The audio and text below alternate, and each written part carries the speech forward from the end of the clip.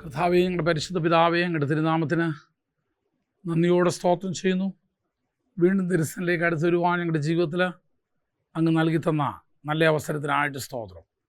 ഇന്ന് ഞങ്ങൾ പഠിക്കുന്നത് ഞങ്ങളുടെ ജീവിതത്തിൽ ഏറ്റവും അനുഗ്രഹത്തിന് കാരണമായി തീരുകയും ഞങ്ങളുടെ ഭാവി ശുശ്രൂഷയ്ക്ക് ജീവിതത്തിന് ഏതെല്ലാം മണ്ഡലങ്ങളിൽ അവിടെ ഞങ്ങളെ ആക്കുന്നുവോ ആ മണ്ഡലങ്ങളിൽ ഞങ്ങൾ അവിടത്തേക്ക് വേണ്ടി പ്രയോജനപ്പെടുവാൻ അവിടെ ഞങ്ങളെ സഹായിക്കണമേ എന്ന് പ്രാർത്ഥിക്കുന്നു. എല്ലാ നന്മകളാലും നിറച്ചാട്ടെ, യേശുവിൻ്റെ നാമത്തിൽ തന്നെ.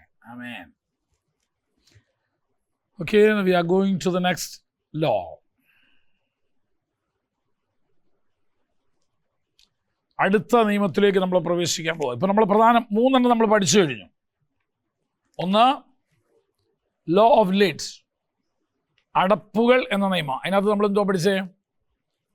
ദ തിങ്സ് ദാറ്റ് നമ്മളെ വളരുന്നതിൽ നിന്ന് തടസ്സപ്പെടുത്തുന്ന കാര്യങ്ങൾ എന്തൊക്കെയാണ് നമ്മൾ പഠിച്ചു. അത് ഒന്നുകിൽ സമൂഹം നമ്മുടെ മേലിട്ടിരിക്കുന്ന ഒരു അടപ്പായിരിക്കും, അല്ലെങ്കിൽ നമ്മുടെ സഭ നമ്മുടെ മേലിട്ടിരിക്കുന്ന ഒരു അടപ്പായിരിക്കും, അല്ലെങ്കിൽ നമ്മുടെ കൂട്ടുകാർ, നമ്മുടെ വീട്ടുകാർ, ചിലപ്പം നമ്മൾ തന്നെ ഇടുന്ന എന്തുവാ, എന്നെക്കൊണ്ടൊന്നും പറ്റില്ല. നമ്മൾ തന്നെ അടപ്പിട്ടെ, എന്നെക്കൊണ്ടൊന്നും പറ്റില്ല. അപ്പം അതെന്താണ് എന്ന് കണ്ടെത്തിയിട്ട് അത് നീക്കം ചെയ്താൽ മാത്രമേ നമുക്ക് എന്ത് ചെയ്യാൻ പറ്റത്തുള്ളൂ, വളരാനായിട്ട് സാധിക്കത്തുള്ളൂ. അപ്പം എന്നെക്കൊണ്ട് പറ്റില്ല എന്ന് പറയുന്നിടത്ത് നമ്മൾ എന്തോ പറയും, എന്നെ ശക്തനാക്കുന്നവൻ മുഖാന്തരം ഞാൻ സകലത്തിനും മതിയായവനാണ്. എന്നെക്കൊണ്ട് പറ്റും, ഞാൻ നോക്കട്ടെ ഒരു കൈ, എന്നെക്കൊണ്ട് പറ്റുമോ നോക്കണമെന്നാ. അപ്പം സമൂഹമോ ആരൊക്കെയോ നമ്മളുടെ വളർച്ചയ്ക്ക് നമ്മളെ ഒതുക്കാനായിട്ട് പരിശ്രമിച്ച് എന്തൊക്കെ പറഞ്ഞിട്ടുണ്ടോ അതിനെ നമ്മൾ അതിജീവിക്കണം. അത് അതിജീവിക്കാൻ കഴിയണമെങ്കിൽ എന്ത് ചെയ്യണം? എന്താണ്, ഏത് അടപ്പാണ് നമ്മുടെ മേൽ ഇട്ടിരിക്കുന്നതെന്ന് നമ്മൾ എന്ത് ചെയ്യണം? ആദ്യം നോക്കണം. ഇവരെങ്ങനെയാണ് നമ്മളെ ഒതുക്കിയെന്ന് നോക്കണം. അതിനാൽ നമ്മൾ വേദനത്തിൽ 2-3 പേരുടെ ഉദാഹരണം നമ്മളെടുത്തു. രണ്ടാമത് നമ്മൾ പഠിച്ചത് എന്തുവായിരുന്നു? ദ ലോ ഓഫ് ഇൻഫ്ലുവൻസ്, സ്വാധീനം എന്ന നിയമം. ലീഡർഷിപ്പ് എന്ന് പറയുന്നത് ഇൻഫ്ലുവൻസാണ്, സ്വാധീനമാണ്. എത്രയും പേരെ നിനക്ക് സ്വാധീനിക്കാൻ കഴിയുമോ അത്രയും പേരുടെ ലീഡർ ആവാനായിട്ട് സാധിക്കും നിനക്ക്. അപ്പോൾ ആ സ്വാധീനിക്കാൻ കഴിയുന്നതിലെ പ്രധാന ഘടകം നമ്മൾ കണ്ടു. എന്തുവാന്ന് കണ്ടു? ഒരു സർക്കിളൊക്കെ വരച്ച് ഞാൻ പറഞ്ഞു തന്നില്ലേ? അതിനകത്ത് അതിൻ്റെ മെയിൻ ഹെഡിങ് എന്തുവായിരുന്നു? നമുക്ക് മറ്റുള്ളവരെ സ്വാധീനിക്കാൻ കഴിയുന്നതിൻ്റെ നമ്മുടെ സ്വാധീനം നമ്മുടെ പല കാര്യങ്ങളെ ബേസ് ചെയ്തിട്ടാണ് നമുക്ക് ആളുകളെ സ്വാധീനിക്കാൻ കഴിയുന്നത്. അതിലൊന്ന്, നമ്മുടെ സ്വാധീനം നമുക്ക് ഉണ്ടാകുന്നത് താഴെ പറയുന്ന 7 കാരണങ്ങളാലാണ്. ഒന്ന് നമ്മുടെ മാനേഴ്സ്, പിന്നൊന്ന് നമ്മുടെ പാരൻസ് അല്ലെങ്കിൽ നമ്മുടെ ഫാമിലി ബാക്ക്ഗ്രൗണ്ട്, 3 നമുക്കുള്ള പണം, 4 നമ്മുടെ സൗന്ദര്യം, 5 നമ്മുടെ ബുദ്ധിശക്തി, 6 നമ്മുടെ കഴിവുകൾ, 7 നമ്മുടെ അധികാരം. ഇത്രയും കാര്യങ്ങളാലാണ് നമുക്ക് ആളുകളെ എന്ത് ചെയ്യാൻ പറ്റുന്നത്? സ്വാധീനിക്കാൻ പറ്റുക. അത് കഴിഞ്ഞ് നമ്മൾ മൂന്നാമത്തേലേക്ക് പ്രവേശിച്ചു. That is the law of processing എന്ന് പറഞ്ഞാൽ സംസ്കരണ നിയമം. ലീഡർഷിപ്പിലേക്ക് എത്താനായിട്ട് കുറച്ച് സമയമെടുക്കും. ഒറ്റ രാത്രി കൊണ്ട് ആർക്കും ലീഡർ ആവാൻ പറ്റത്തില്ല.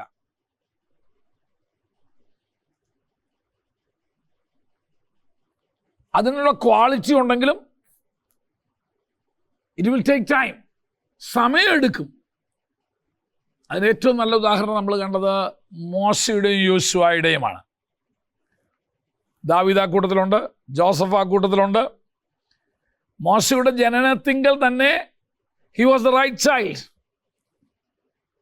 അവനാണ് ഏറ്റവും പ്രാപ്തനായ ഒരു മനുഷ്യൻ എന്നുള്ള, അല്ലെങ്കിൽ ഒരു കുഞ്ഞാണ് ഇവൻ, വളർന്നു വന്നാൽ ശരിക്കും ഇവനൊരു നേതാവാനുള്ള ഗുണം ഇവനിലുണ്ട് എന്ന് മാതാപിതാക്കൾ കണ്ടതുകൊണ്ടാണ് അവനെ ഒളിപ്പിച്ച് വളർത്തിയതൊക്കെ. പക്ഷെ ആയില്ല. ഏറ്റവും നല്ല വിദ്യാഭ്യാസം കിട്ടിയവനാണ്.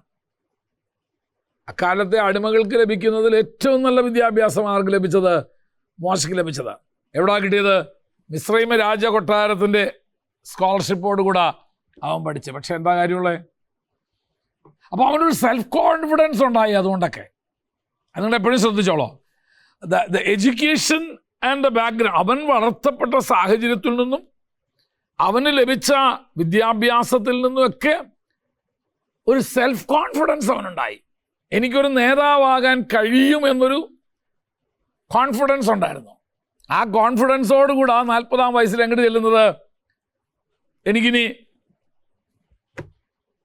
ഫറവോൻ്റെ പുത്രിയുടെ മകൻ എന്നുള്ള ആ പേരൊന്നും എനിക്ക് വേണ്ട, ഞാൻ എൻ്റെ ജനത്തിൻ്റെ ഒരു വിമോചകനായിട്ട്, അതാണ് റൈറ്റ് വേർഡ്, ഞാൻ എൻ്റെ ജനത്തിൻ്റെ ഒരു വിമോചകനായിട്ട് ഞാൻ പ്രവർത്തിക്കും എന്നുള്ള വലിയ നിശ്ചയദാർഢ്യത്തോടെ മോശ ഇറങ്ങി തിരിച്ചു.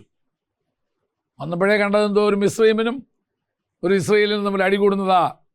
അവൻ്റെ ആ കോൺഫിഡൻസ് ആണ് അവനെ എടുത്ത് ചാടിച്ചത്. കാരണം ഐ ക്യാൻ ഡു, എനിക്ക് വിദ്യാഭ്യാസമുണ്ട്, എനിക്ക് കഴിവുണ്ട് എന്നുള്ള ആ ഒരു സെൽഫ് കോൺഫിഡൻസ് ആണ്. കോൺഫിഡൻസ് നല്ലതാ, ഓവർ കോൺഫിഡൻസ് ആയ പ്രശ്നമാണ്. പലർക്കും അതാ പ്രശ്നം വരുന്നത്. Confidence is good, over confidence ആയ തലയും കുത്തി താഴെ വീഴും. അതത് ആ ഒരു ആ റേഞ്ച് എവിടെ തെറ്റുന്നതെന്നൊന്ന് നോക്കിക്കോണം കേട്ടോ. ആ റേഞ്ച് എവിടെ തെറ്റുന്നതെന്ന് നോക്കണം.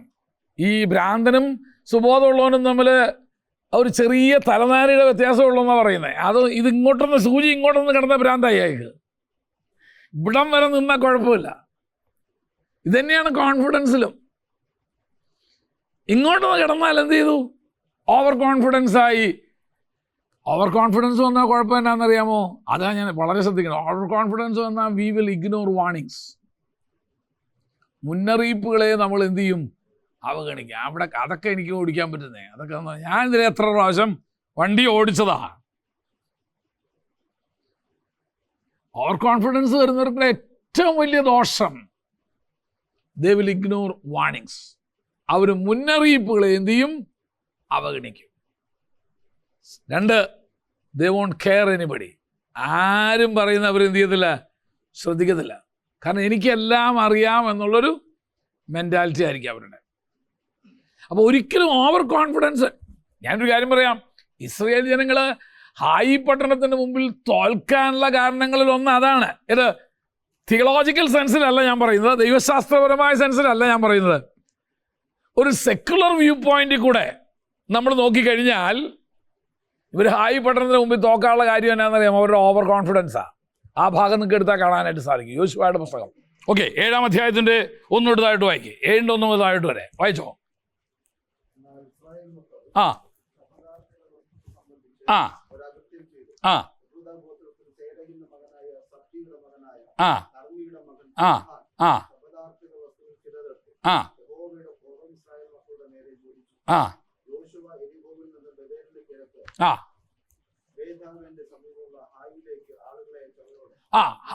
യോശുവ ഇപ്പൊ ഹായി പട്ടണം പിടിക്കാനായിട്ട് ആളുകളെ അയക്കുക. വായിച്ചോ. ദേശമൊക്കെ നിങ്ങൾ ഇസ്രായേൽ ജനം, അതാണ് നിങ്ങൾ ആദ്യം മനസ്സിലാക്കേണ്ടത്. As A minister, before you do something, നിങ്ങൾ എന്തെങ്കിലും ചെയ്യാൻ പോകുന്നതിന് മുമ്പ് ഗെറ്റ് എൻ ഐഡിയ. ദേശം പോയി എന്ത് ചെയ്യുക? ആദ്യം നിങ്ങൾ പോയി ഒറ്റ നോക്കുക. എന്നിട്ട് വായിച്ചോ. അവർ ചെന്ന് ഹായിയൊക്കെ ഒന്ന് നോക്കി, എന്നിട്ട് അവർ മടങ്ങി വന്നേച്ച് പറഞ്ഞു, നോക്കിയേ, നമ്മുടെ എല്ലാ ആളുകളും എന്ത് ചെയ്യാൻ പോകണമെന്നില്ല, യുദ്ധത്തിന് പോകേണ്ട ആവശ്യമൊന്നുമില്ല. ഒരു 2000 അല്ലെങ്കിൽ ഒരു 3000 പട്ടാളക്കാരെ അല്ലെങ്കിൽ യോദ്ധാക്കളെ നമുക്ക് വിട്ടാൽ മതി. ചുമ്മാ എല്ലാവരെയും കൂടെ പോയി എന്തിനാ കഷ്ടപ്പെടുത്തുന്നേ? അവർ വളരെ ആളുകൾ ചുരുക്കുക. ശ്രദ്ധിച്ചോ. ഇനി അവിടെയാണ് അതിൻ്റെ ശരിയായ ഒരു പിക്ചർ ഞാൻ നിങ്ങൾക്ക് വരച്ച് കാണിച്ചു തരാൻ ഉദ്ദേശിക്കുന്നത്.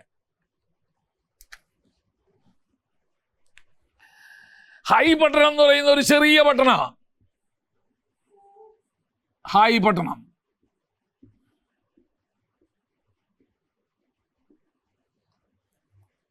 വളരെ കുറച്ച് ജനസംഖ്യയുള്ള അവിടെ. ഇത് ഇസ്രായേലാണ്.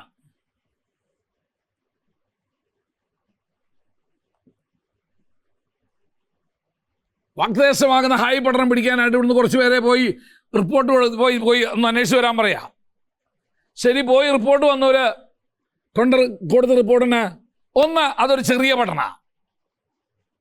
അതുകൊണ്ട് നമ്മുടെ എല്ലാ സൈന്യത്തെയും നമ്മളൊക്കെ അങ്ങോട്ട് വിടേണ്ട ആവശ്യമില്ല. കൂടിപ്പോയ ഒരു 2000 അല്ലെങ്കിൽ 3000.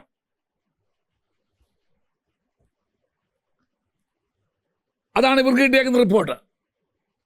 ഇവരാന്ന് വെച്ചാൽ ഭയങ്കര കൊമ്പത്തിരിക്കുക. ഇപ്പം കാര്യം എന്നാ, വൻ പട്ടണമായ യെരിഹോവിനെ ഞങ്ങൾ എന്ത് ചെയ്തിരിക്കുന്നു? കീഴടക്കിയിരിക്കുന്നു. ഏതാ വലിയ മതിലൊക്കെ കെട്ടി സുരക്ഷിതമായി നിന്ന യെരിഹോവിനെ ഞങ്ങൾ കീഴടക്കി. ഹായ് പട്ടണം എന്തുവാ? ഒന്നുമില്ല, നമുക്ക് പോയി ഇപ്പം കൈയോടങ്ങ് പിടിക്കാമെന്നുള്ള രീതിയിലാണ്. അതേസമയം ഇവരുടെ മെൻറ്റാലിറ്റി നോക്കിക്കോ. ഇവരെന്തോ കണക്കണക്കുന്നേ, എടാ യെരിഹോവിനെ കീഴടക്കിയവരാ നമുക്കെതിരെ ആക്രമിക്കാൻ വരുന്നത്. അതുകൊണ്ട് നമുക്ക് നമ്മുടെ ഫുൾ ബലത്തോടെ വേണം നമുക്ക് എന്ത് ചെയ്യാനായിട്ട്? എതിർക്കാനായിട്ട്. ഇവരെ പോകുന്നത് എങ്ങനെ? വെറും നിസ്സാരമാന്നുള്ള ധാരണയിലാണ് ഇവർ പോകുന്നത്. അപ്പുറത്തോരോ യെരിഹോവിനെ, വൻമതിലുള്ള യെരിഹോവിനെ തകർത്ത ഇസ്രയേൽ ജനങ്ങളുമായിട്ടാണ് നമുക്ക് ഏറ്റുമുട്ടേണ്ടത് എന്നുള്ള മെന്റാലിറ്റിയിലാണ് ഇവര് ഇറങ്ങിക്കുന്നത്. ഇവര് ഫുൾ ശക്തി സംഭരിച്ചാണ് നിൽക്കുന്നത്. ഇവരോ വളരെ ലാഘവ മനോഭാവത്തോടാണ് ശത്രുവിനെ എതിർക്കാനായിട്ട് പോകുന്നത്. ഇത് തിയോളജിക്കൽ ഇന്റർപ്രിട്ടേഷൻ അല്ല, ദൈവശാസ്ത്രപരമായ നോട്ടമല്ല ഞാൻ ഈ പറയുന്നത്. എസ് എ ലേമൻസ്, ഒരു സാധാരണക്കാരനുള്ള. എന്താ അവർ തോൽക്കാൻ കാരണം? അവരുടെ ഓവർ കോൺഫിഡൻസ് ആണ്. പലപ്പോഴും നമുക്കും പറ്റാറുള്ളത്.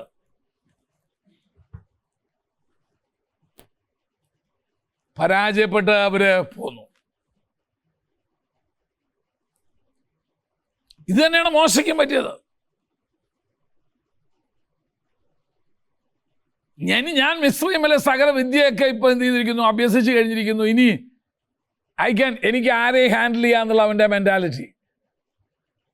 ലീഡർഷിപ്പിൽ ഇരിക്കുന്ന ഒരാൾ എപ്പോഴും ശ്രദ്ധിക്കേണ്ട ഒരു കാര്യം അതാണ്. We should have confidence.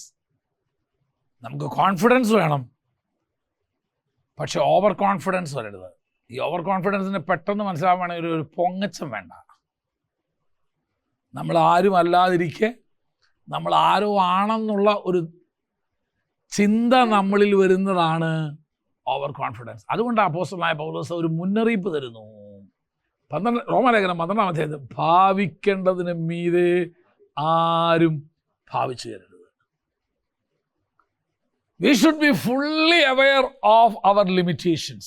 നമ്മുടെ പോരായ്മകളെക്കുറിച്ച്, നമ്മുടെ പരിമിതികളെക്കുറിച്ച് നമുക്ക് നല്ല ബോധ്യം ഉണ്ടായിരിക്കണം.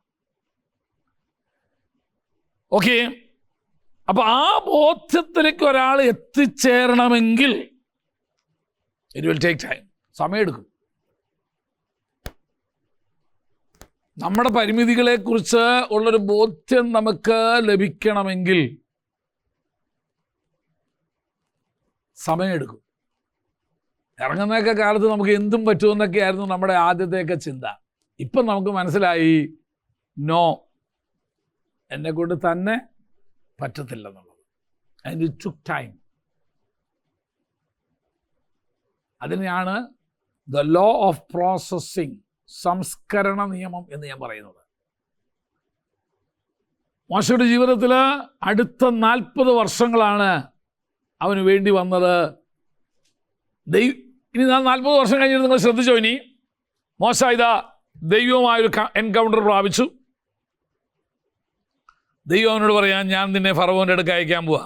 മോശ പറഞ്ഞു, no, I'm not ready. ഞാനത് തയ്യാറല്ല. ഒരു 40 വർഷം മുമ്പാ പറഞ്ഞതെന്ന് വെച്ചായിരുന്നെങ്കിലോ, ദാ ഇപ്പം തന്നെ ഞാൻ പോയി കളയാന്ന് പറഞ്ഞേനെ. അതെ, ഞാൻ എപ്പം നീ പറയുമെന്ന് നോക്കിയിരിക്കുകയായിരുന്നു എന്നോട് എന്ന് പറഞ്ഞേനെ. പക്ഷെ ആ 40 വർഷം കൊണ്ട് മോശയ്ക്ക് ഒരു കാര്യം മനസ്സിലായി. എൻ്റെ കൈയുടെ ബലം കൊണ്ടോ എൻ്റെ മിടുക്ക് കൊണ്ടോ എൻ്റെ സാമർഥ്യം കൊണ്ടോ ഇതൊന്നും സാധിക്കത്തില്ല എന്ന് മോശയ്ക്ക് മനസ്സിലായി. എന്നിട്ട് അയക്കാൻ നേരത്ത് മോശ പറയുന്നത് എന്തുവാ? എന്നേക്കാൾ സാമർത്ഥ്യന്മാരായ പലരും അവിടെ ഉണ്ട്, യു ചൂസ് ദം. ശരിക്കൊരു ഇരുത്തം വന്ന മോശയാണ് നമ്മളോട് കാണുന്നത്. എല്ലാ ലീഡേഴ്സിനെയും നിങ്ങൾ നോക്കിക്കോ, ഇന്ന് അവരായിരിക്കുന്ന ആ നിലയിൽ അവരെത്തിച്ചേരാനായിട്ട് ഇറ്റ് ടുക്ക് ടൈം. അല്ലെങ്കിൽ എന്തുവാ, വെട്ടൊന്ന തുണ്ട് രണ്ടെന്നുള്ള മെൻറ്റാലിറ്റി ആയിരുന്നു. ഞാൻ ചോദിച്ചേ അടങ്ങൂ, ഞാൻ അത് ചോദിച്ചിട്ടേ ഞാൻ എന്ത് ചെയ്യത്തുള്ളൂ, അടങ്ങത്തുള്ളൂ എന്നുള്ള മെൻറ്റാലിറ്റിയിൽ നിന്ന് മോശ ഭൂലോകത്തിലേക്ക് ഏറ്റവും സൗമ്യതയുള്ളൊരു മനുഷ്യനായി വരാനായിട്ട് ഇറ്റ് ടുക്ക് 40 years. ഞാൻ കഴിഞ്ഞ പ്രാവശ്യം തോന്നി, ദൈവം തമ്പുരാൻ പോലും കോപിച്ചപ്പം മോശ എന്ത് ചെയ്തു, പറ്റത്തില്ലെന്ന് പറഞ്ഞ് അത്രയും ഒരു അവസ്ഥയിൽ ഇവൻ എത്തിച്ചേരാൻ ഇറ്റ് ടുക്ക് ഇയേഴ്സ്. അതാണ് സംസ്കരണ നിയമം എന്നുള്ള ഇതിൽ നമ്മൾ പഠിച്ചത്. ഇനി നമ്മൾ അതിന് ഈ സംസ്കരണ നിയമത്തിൽ നമ്മൾ ശ്രദ്ധേയമായിരിക്കുന്ന 5 കാര്യങ്ങളുണ്ട് എന്ന് ഞാൻ പറഞ്ഞു. ഒന്ന്, ടൈം, സമയമെടുക്കും. നമ്മളെ ദൈവ സ്വഭാവമുള്ള ദൈവഹിതപ്രകാരമുള്ള ഒരു നേതാവായി, ഒരു ലീഡറായി നാം എത്തിച്ചേരണമെങ്കിൽ സമയമെടുക്കും. ആ സമയത്തിൻ്റെ ദൈർഘ്യം എന്ന് പറയുന്നത് ആളുകളുടെ പേഴ്സണാലിറ്റി അനുസരിച്ചിരിക്കും. ചിലർക്ക് 40 വർഷം എടുക്കും, ചിലർക്ക് 20 വർഷം എടുക്കും, ചിലർക്ക് 10 വർഷം എടുക്കും. But it will take time. 2, needs tools. നമ്മളെ ആ നിലയിൽ എത്തിക്കാനായിട്ട് ഒത്തിരി വ്യക്തി ജീവിതങ്ങളും ഒത്തിരി അനുഭവങ്ങളും നമ്മുടെ ജീവിതത്തിൽ വേണ്ടിവരും. ചിലപ്പോൾ നമ്മുടെ അമ്മായിപ്പനായിരിക്കും, അല്ലെങ്കിൽ ഭാര്യ ആയിരിക്കും, അല്ലെങ്കിൽ അളിയനായിരിക്കും, അല്ലെങ്കിൽ അളിയൻ്റെ അളിയനായിരിക്കും. Should be anybody. ആരെങ്കിലേക്ക് ദൈവം എന്ത് ചെയ്യും, ഉപയോഗിക്കും. നമ്മളെ ദൈവഹിതപ്രകാരമുള്ളൊരു ലീഡറാക്കി എടുക്കേണ്ടത്.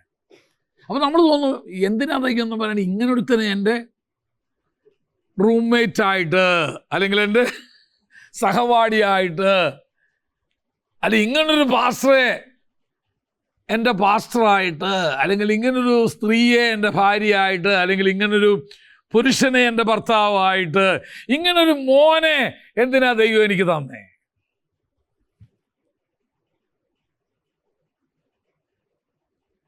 എന്തിനാ തന്നേ? That's the tool God uses you. നിന്നെ പണിയാനായിട്ട് ദൈവം ഉപയോഗിക്കുന്ന ഒരു ഉപകരണമാണ്. അടുത്തത് ടീച്ചിങ്സ്, ഉപദേശങ്ങൾ.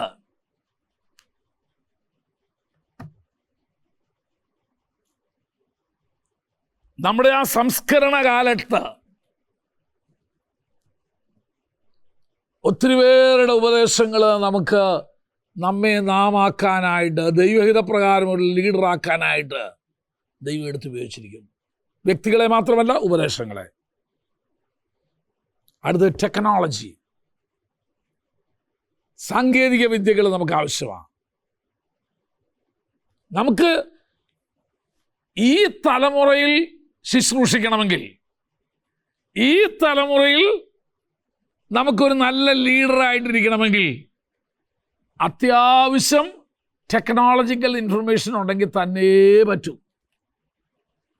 സാങ്കേതിക വിദ്യകളെക്കുറിച്ച് പഠിച്ചേ പറ്റൂ.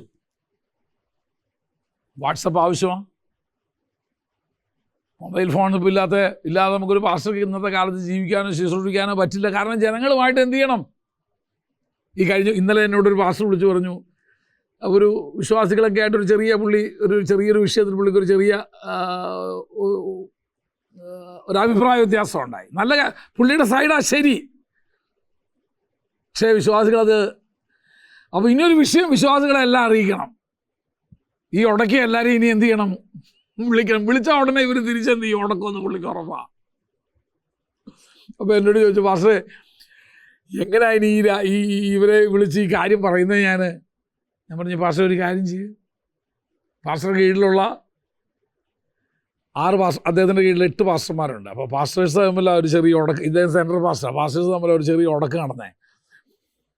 അപ്പോൾ ഞാൻ ഒരു കാര്യം ചെയ്യും, പാസ്റ്റർ ഉടനെ ഒരു വാട്സപ്പ് ഗ്രൂപ്പ് ഉണ്ടാക്കാൻ പറഞ്ഞ് 8 പേരുടെയും ഇവിടെ പേര് എന്നിട്ട് എന്ത് ചെയ്തോ, പറയാനുള്ളത് വാട്സപ്പിൽ ഇട്ട് കഴിഞ്ഞാൽ ഇതിൽ എല്ലാവർക്കും അയച്ചു കൊടുത്തത്. ആരെയും വിളിക്കണ്ടല്ലോ ഇനിയിപ്പോൾ. വിളിച്ച പുള്ളിയോട് ഉടക്കുമെന്ന് ഉറപ്പാ. പക്ഷെ ഈ മെസ്സേജ് കൺവേ ചെയ്യാൻ കൂടെ വേണം. ഈ മെസ്സേജ് അവർക്ക് എന്ത് ചെയ്യണം? കൊടുക്കണം. ഞാൻ പറഞ്ഞു ഒരു കാര്യം ചെയ്തോ, സാറിനോട് സംസാരിച്ച് എനിക്കിതിന് മറുപടി കിട്ടിയപ്പോൾ രാത്രി 10 മണിയായി. ഇനി 10 മണിക്ക് നിങ്ങളെ എങ്ങനെയാണ് വിളിക്കുന്നത് എന്ന് ഓർത്തിട്ട് ഞാൻ ആരെയും വിളിച്ചില്ല. ഇതൊക്കെ വാസ്തവമാണ്. 10 മണിക്കാണ് ഞാൻ ഇതിന് മറുപടി കൊടുക്കുന്നത്. അതുകൊണ്ട് എന്ത് ചെയ്തിരിക്കുക? വാട്സപ്പ് വഴി എല്ലാവർക്കും സന്ദേശം അയച്ചിരിക്കുക. ഇനി ആരും വേറെ വിശദീകരണമൊന്നുമില്ല, കാര്യം പറയാനുള്ളതല്ല. എല്ലാവരോടും ടെക്നോളജി. അപ്പോൾ പുള്ളി പറഞ്ഞു എനിക്ക് വാട്സപ്പ് ഗ്രൂപ്പില്ല. ഞാൻ പറഞ്ഞു തുടങ്ങിക്കോ. അയ്യോ എനിക്ക് തുടങ്ങാൻ അറിയത്തില്ല. ഞാൻ പറഞ്ഞു അടുത്തെങ്ങാനും അല്ല 10 വയസ്സുള്ള പിള്ളേരെ വീടിൻ്റെ അടുത്തെങ്ങാനും ഉണ്ടോ എന്ന് ചോദിച്ചു. They know how to do it. നമ്മളെക്കാൾ അവർക്കറിയാം ഇതിലെ സകല ടെക്നോളജി അറിയാവുന്ന. അപ്പം ഇതറിയാതെ ഇനി എന്ത് ചെയ്യാൻ പറ്റില്ല? നമുക്ക് ജീവിക്കാൻ പറ്റില്ല. വാട്സപ്പ് ഹിസ്റ്ററി കളയാൻ അറിയണം എന്നല്ല ഞാൻ പറഞ്ഞത്. വാട്സപ്പ് തുടങ്ങാനും അതിലൊരു കാര്യം ഇടാനും അതിലെ കാര്യം you should know the technology. ഈ തലമുറയിലൊരു പാസ്റ്റർ ആവണോ? ഇതില്ലാണ്ട് പറ്റില്ല. അവസാനമായിട്ട് നമ്മൾ കണ്ടു പീപ്പിൾ. നമ്മളാക്കുന്നതിൽ ഏറ്റവും അധികം സ്വാധീനമുള്ളത് ആർക്കാണെന്നറിയാമോ? മനുഷ്യർക്കാണ്. അത് പറഞ്ഞതിൻ്റെ അർത്ഥം തന്നെ, ചിലർക്ക് പട്ടികളെ ഒത്തിരി ഇഷ്ടമാണ്, കാരണം പ്രതികരിക്കില്ലല്ലോ.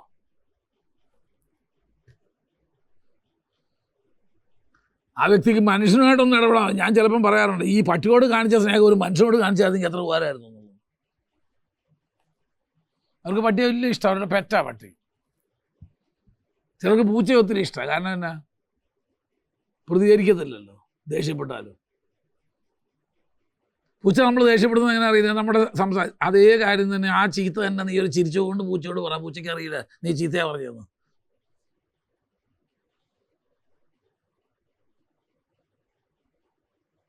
നീ ദേഷ്യപ്പെട്ട് പറയുന്ന അതേ കാര്യം തന്നെ വളരെ പോടാ പട്ടി ഏഞ്ച് പോടാന്ന് ഇങ്ങനെ വളരെ നല്ല സ്നേഹത്തിൽ പട്ടിയോട് പറഞ്ഞു നോക്ക്. പട്ടിക്ക് അറിയില്ല. എനിക്ക് പോടാ പട്ടി എന്ന് പറഞ്ഞു നോക്കൊരു അന്നേരം ഉടനെ എന്ത് ചെയ്യും? അത് മനസ്സിലാക്കും. അപ്പോൾ പലർക്കും അതിനെ ഇഷ്ടം എന്താ? കാരണം എനിക്ക് അത്ഭുതം തോന്നിയിട്ടുണ്ട്. ഈ പെറ്റിനെ സ്നേഹിക്കുന്ന അല്ലെങ്കിൽ ലാളിക്കുന്ന ഇത്രയും ലാളത് ആ കൊച്ചിന് കൊടുത്തായിരുന്നെങ്കിൽ അത് തലകറിച്ച് പോയില്ലായിരുന്നു. നമ്മുടെ നാട്ടിൽ അത്രയായിട്ടില്ല. വിദേശ രാജ്യങ്ങളിലൊക്കെ അയ്യോ ചെല്ലുമ്പോഴത്തേന് ഇതിനെ എടുക്കുന്നു, മടി വയ്ക്കുന്നു, ഉമ്മ വയ്ക്കുന്നു, അയ്യോ അത് വായി നിൽക്കൊക്കെ നക്ക. എനിക്കതെന്ന് വെച്ചാൽ കണ്ണുനേരെ കണ്ടോടെ ഈ സാധനത്തിന്. ഞാനൊരു എടാ ഇത്രയും സ്നേഹം നിന്റെ കൊച്ചിനെ ഒന്ന് കാണിക്കേ, അത് തന്നെ വിട്ടുപിരിയത്തില്ല. ഒരു 10 പട്ടിയുടെ കൂടെ ഒരാൾ വളരുന്നതെന്ന് നോക്ക്. അവന് മനുഷ്യനെ സ്നേഹിക്കാൻ അറിയത്തില്ല, അവന് പട്ടിയെ സ്നേഹിക്കാൻ അറിയാം. We need people around us. നമ്മുടെ ചുറ്റുപാടും നമുക്ക് ആവശ്യം ആരെയാ? ആളുകളെയാ. എന്തിനാ? നമ്മളെ കറക്റ്റ് ചെയ്യാൻ, നമ്മളെ പ്രതികരിക്കാൻ, നമ്മൾ പറഞ്ഞത് ശരിയല്ലെങ്കിൽ ശരിയല്ല എന്ന് പറയാൻ, അല്ലെ ശരിയാക്കിത്തരാൻ. We need people around us. നിങ്ങൾ നോക്കിക്കേ, യേശുവിൻ്റെ ജീവിതം മുഴുവൻ ആരുടെ കൂടെ ആയിരുന്നു? അറൗണ്ട് ദ പീപ്പിൾ, ആളുകളുടെ കൂടെ ആയിരുന്നു. അത് പ്രത്യേകിച്ച് ഒരു പ്രത്യേക വർഗത്തിൻ്റെ കൂടെ. ആരാ? ചുങ്കക്കാരുടെയും പാപികളുടെയും കൂടെ. അപ്പം എന്തുകൊണ്ട്? അവരുടെ തോട്ട് പാറ്റേൺ യേശുവിനറിയാം, അവരുടെ ഭാരം യേശുവിനറിയാം, അവരുടെ വിഷയം യേശുവിനറിയാം. അതുകൊണ്ടാണ് 3 ദിവസത്തെ പ്രസംഗം കഴിഞ്ഞ ഉടനെ യേശു പറഞ്ഞു, ഇവർക്കെല്ലാം ഭക്ഷിക്കാൻ കൊടുക്കണേ. ശിഷ്യന്മാർ വന്നു എന്താ പറഞ്ഞു? ഇവരെ വേഗം പറഞ്ഞ് വീട്ടിൽ വിടാൻ നോക്ക്, സന്ധ്യയായി, ഇവിടെ ഒന്നും കിട്ടാനില്ല. യേശുവിനറിയായിരുന്നു അവൻ്റെ ഭാരം. So we need people around us. നമുക്ക് ചുറ്റും എപ്പോഴും ആളുകളുണ്ടായിരിക്കണം. Don't try to be alone. ഒറ്റയ്ക്ക് നടക്കരുത്, ഒറ്റയ്ക്ക് ഇരിക്കരുത്. ആളുകൾ നിങ്ങളുടെ കൂടെ ഉണ്ടെങ്കിൽ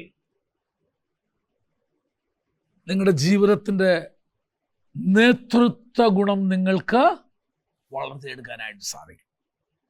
അപ്പോൾ ഈ സംസ്കരണ നിയമത്തിൽ അനിവാര്യമായിരിക്കുന്ന 5 കാര്യങ്ങളാണ് ഞാൻ പറഞ്ഞത്. 1 time, 2 tools, 3 teaching, 4 technology, 5 people.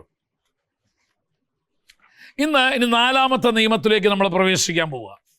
ഞാൻ ഇതിനെ ആവർത്തിച്ച് പറയുന്നതെന്ന് ചോദിച്ചു കഴിഞ്ഞാൽ, should be deep rooted in our heart. നമ്മുടെ മനസ്സിൽ, നമ്മുടെ ഹൃദയത്തിൽ അത് അടിയുറച്ച് കിടക്കണം.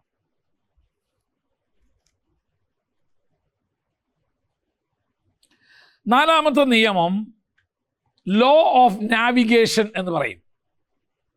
ലോ ഓഫ് നാവിഗേഷൻ അഥവാ നാവിക നിയന്ത്രണം. ലോ ഓഫ് നാവിഗേഷൻ എന്ന് പറയുന്നത് നിങ്ങൾക്ക് മനസ്സിലാവുന്ന ഭാഷ.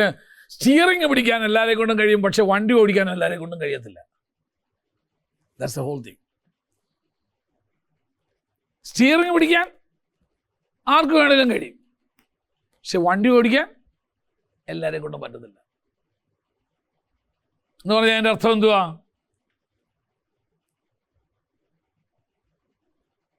വണ്ടി ഓടിക്കാൻ അറിയാത്തവനെ വണ്ടി കയറിയിരുന്ന് എന്ത് ചെയ്യാൻ പറ്റും? സ്റ്റിയറിംഗ് പിടിക്കാം. എങ്ങനെയാ വണ്ടി ഓടിക്കേണ്ടതെന്ന് വേണമെങ്കിൽ പറഞ്ഞാൽ, എന്തു ആദ്യം കീഴത് സ്റ്റാർട്ടാക്കണം, പിന്നെ അത് ചെയ്യണം, ഇത് ചെയ്യണം എന്നൊക്കെ പറഞ്ഞു തരും. എന്നാൽ ബ്രദറൊന്ന് ഓടിക്കുന്നു പറഞ്ഞാൽ താക്കോലം കൊണ്ട് കൊടുക്കുമല്ലോ? തിയറി അറിയാം, പക്ഷെ പ്രായോഗികമായിട്ട് ഇല്ലേ. ചിലപ്പോൾ പ്രസംഗം കഴിഞ്ഞിരിക്കും, അത് അങ്ങനെ അല്ലായിരുന്നു സാറേ പ്രസംഗം. ഞാൻ പറഞ്ഞു അടുത്ത ആഴ്ചത്തെ പ്രസംഗം നിന്നെ ഏൽപ്പിച്ചിരിക്കുക. ഓക്കെ, ഒരാഴ്ച എനിക്കൊരു ബ്രേക്കതാ. ഈ 2 പോയിന്റും കൂടെ കൂട്ടിയാൽ നല്ലത്. ഒരു കാര്യം ചെയ്യേ, ഈ 2 പോയിന്റ് നീ അടുത്ത ആഴ്ച പ്രസംഗിക്കേ, എൻ്റെ സമയം നിനക്ക് തന്നേക്കാം.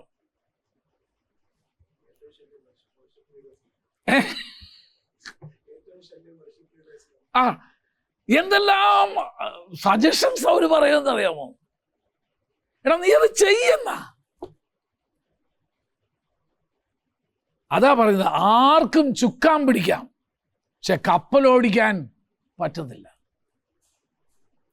ആർക്കും സ്റ്റിയറിംഗ് പിടിക്കാം, പക്ഷെ വണ്ടി ഓടിക്കാൻ അവരെ കൊണ്ട് സാധിക്കത്തില്ല. അതാണ് ദ ലോ ഓഫ് നാവിഗേഷൻ. നോക്കാം നമുക്ക് എന്തുവാണ്. നെഹമ്യാവിൻ്റെ പുസ്തകമാണ് നമ്മളത് ആസ്പാദനമായിട്ട് പഠിക്കാൻ പോകുന്നത്. നെഹമ്യാവിൻ്റെ ബുക്ക്, നെഹമ്യാവിൻ്റെ പുസ്തകം. അതിൻ്റെ 1 മുതൽ 6 വരെയുള്ള അധ്യായങ്ങൾ നമ്മൾ പഠിച്ചാൽ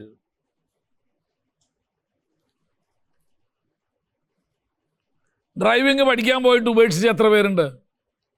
ആരുമില്ല. നിങ്ങളെല്ലാം ഡ്രൈവിംഗ് പഠിക്കാൻ പോയിട്ടേ, നമ്മുടെ ആൻറ്റി ഡ്രൈവിംഗ് പഠിക്കാൻ പോയതാണ്. അപ്പായിട്ടൻ ആൻറ്റി ഡ്രൈവിംഗ് പഠിപ്പിച്ചതാണ്.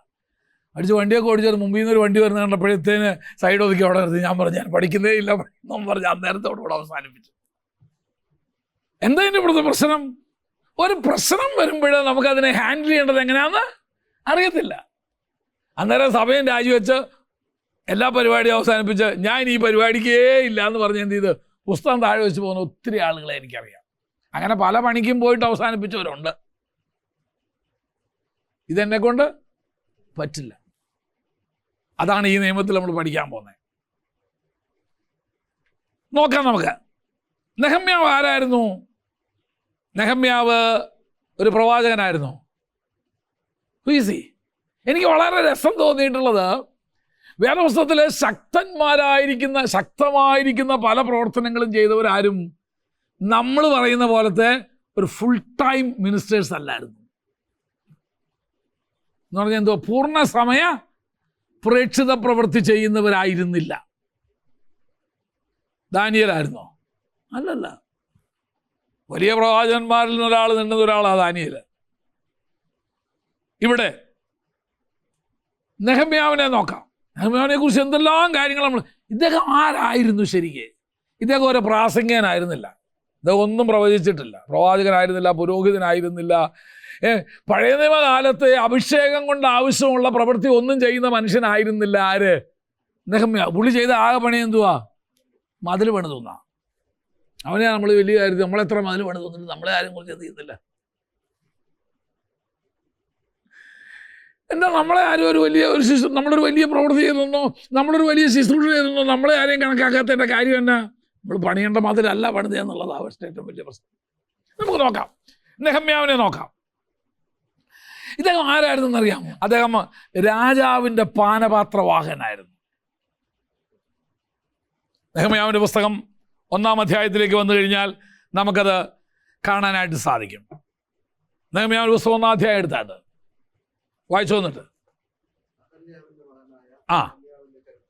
അഹല്യാവിൻ്റെ മകനായ നെഹമ്യാവിൻ്റെ ചരിത്രം. 20-ാം ആണ്ടിൽ ക്ലീസേവ് മാസത്തിൽ ഞാൻ ഷൂഷൻ രാജധാനി, അതതിൻ്റെ എന്ത് പറഞ്ഞത്, ദ ഹിസ്റ്റോറിക്കൽ ബാക്ക്ഗ്രൗണ്ടാണ്. ഇത് എപ്പോഴാണ് ഈ സംഭവം നടക്കുന്നത് എന്നുള്ളതിൻ്റെ ചരിത്ര പശ്ചാത്തലം. ഇത് എവിടെ വെച്ച് നടന്നു, എപ്പോഴാണ് നടന്നത് എന്ന് പറയുന്നു. വായിച്ചോ.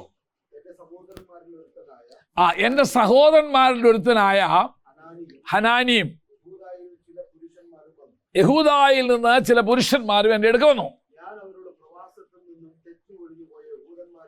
ഞാൻ അവരോട് ചോദിച്ചു, പ്രവാസത്തിൽ നിന്ന് തെറ്റി ഒഴിഞ്ഞ യഹൂദന്മാരുടെ അവസ്ഥ എന്താണെന്ന് ഞാൻ അവരോട് ചോദിച്ചു. അതിനവർ പറഞ്ഞു, പ്രവാസത്തിൽ നിന്ന് തെറ്റി ഇവിടൊക്കെ പറയണമെങ്കിൽ അല്പം ബൈബിൾ ചരിത്രം കൂടെ അറിയാമെങ്കിലേ നിങ്ങൾക്ക് അറിയത്തുള്ളൂ. ഈ പ്രവാസം എന്ന് പറഞ്ഞത് ബാബിലോൺ പ്രവാസമാണ്. അവിടെ നിന്നുള്ള ആളുകളെ മുഴുവൻ, നല്ല ആളുകളെ മുഴുവൻ രാജാവ് എന്ത് ചെയ്തു, ബാബിലോണിലേക്ക് കൊണ്ടുവന്നിരിക്കുക. അവിടെ ഒരു ശേഷിപ്പ് എന്ന് പറഞ്ഞാൽ ഒന്നിനും കൊള്ളാത്ത, നമ്മളൊക്കെ ഭാഷ പറഞ്ഞാൽ കണ്ടാലും കഴുതാം കരഞ്ഞാലും കഴുതാം, ആർക്കും വേണ്ടാത്ത കുറേ പേര് അവിടെ ഇട്ടേച്ചാണ് ഇവർ പോന്നേക്കുന്നത്. അപ്പോൾ ചോദിച്ചു, അവിടെ ഉള്ളവരുടെ അവസ്ഥ എന്തുവാ എന്ന് ചോദിച്ചു. അപ്പോൾ അവർ പറഞ്ഞു, അവർ ആ സംസ്ഥാനത്ത് മഹാകഷ്ടത്തിലും അപമാനത്തിലിരിക്കുക. യെരൂശലേമിന്റെ മതിലൊക്കെ ഇടിഞ്ഞ് അതിൻ്റെ വാതിലുകളൊക്കെ തീ വെച്ച് ചുട്ടും കിടക്കുന്നു എന്ന് പറഞ്ഞു. ഇത് കേട്ടപ്പോഴാ നെഹമ്യാവിന് ഭയങ്കര വിഷമം. ഞാനൊരു കാര്യം പറയാം, എല്ലാ വാർത്തയും കേട്ടാൽ എല്ലാവർക്കും വലിയ വിഷമമൊന്നും ഉണ്ടാവില്ല. പക്ഷെ ചിലരെ അത് ഭയങ്കരമായിട്ട് എന്ത് ചെയ്യുന്നറിയാമോ, സ്പർശിക്കും. ചിലരെ അത് ഭയങ്കരമായിട്ട് അവർ എന്ത് ചെയ്യുന്നറിയാമോ, ഈ ടി വി കണ്ട് കരഞ്ഞു, ടി വിയിലൊക്കെ സീരിയൽ കണ്ട് കരഞ്ഞ ആരെങ്കിലും ഉണ്ടോ ഇതിനകത്ത്? കൈ ഉയർത്തില്ലെന്ന് എനിക്കറിയാം നിങ്ങൾ, കാരണം അപ്പോൾ അത് കണ്ടുകൊണ്ടിരിക്കുകയാണ് സാറ് ഇല്ലേ? ഇപ്പം കരയാറില്ല, ഇപ്പം കാണാം, അതുകൊണ്ടാണ് കരയാതെ. ഇപ്പോഴും കണ്ടാൽ കരയും. എന്താ കാരണം എന്നറിയാമോ? എന്താ എൻ്റെ കാരണം? നമ്മുടെ മനസ്സ് അത്രയും കട്ടിയില്ലാത്തതാണ്. അതുകൊണ്ടാണ്, വേറൊന്നുമല്ല. അപ്പം അങ്ങനെയുള്ളവർക്ക് അങ്ങനെയുള്ള കാര്യങ്ങൾ കേട്ടാൽ അവർ ഉടനെ എന്ത് ചെയ്യുന്നറിയാമോ, അവരെ അത് ഒത്തിരി ഫീൽ ചെയ്യും. അല്ലാത്തവർക്ക് ഇതൊന്നും ഒരു വിഷയമല്ല. അപ്പം ഈ വാർത്ത കേട്ടപ്പോൾ നെഹമ്യാവ് ആകെ അസ്വസ്ഥനായി തീർന്നു. ഞാനൊരു കാര്യം പറയാം, ഏതൊരു വാർത്തയാണോ നിന്നെ അസ്വസ്ഥനാക്കുന്നത് അതാണ് നിന്റെ മിഷൻ ഫീൽഡ്.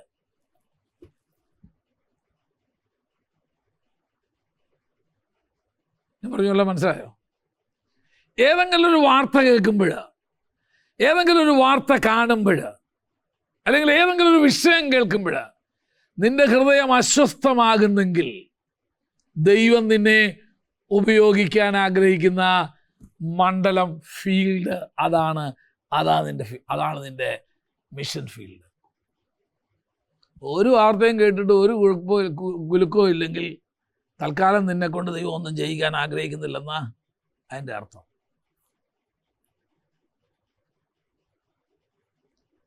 നമ്മുടെ ദൈനംദിന ജീവിതത്തിൽ എത്രയോ സംഭവങ്ങൾ നമ്മൾ കാണുന്നു, എത്രയോ സംഭവങ്ങൾ നമ്മൾ കേൾക്കുന്നുണ്ട്. അതിലേതെങ്കിലും നമ്മുടെ മനസ്സിനെ അസ്വസ്ഥപ്പെടുത്തുന്നെങ്കിൽ, ഏതെങ്കിലും നമ്മുടെ ജീവിതം, നമ്മുടെ ഉറക്കം കെടുത്തുന്നെങ്കിൽ, അതാണ് ദ റൈറ്റ് വേർഡ്സ്. അത് പക്ഷെ നീയുമായിട്ടൊന്നും ഒരു ബന്ധമില്ലാത്ത ഒരാളുടെ കാര്യമായിരിക്കും.